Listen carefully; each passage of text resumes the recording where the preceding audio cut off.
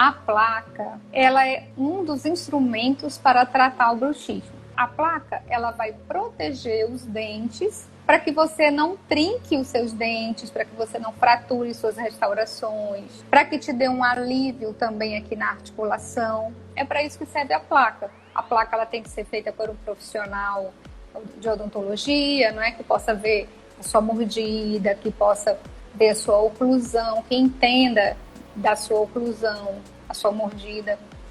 E é para isso que serve a placa. Mas como eu falei, o tratamento ele é multidisciplinar. Então, você pode também precisar de um psicólogo, um terapeuta, ajustar a sua qualidade de vida, melhorar a sua qualidade de vida,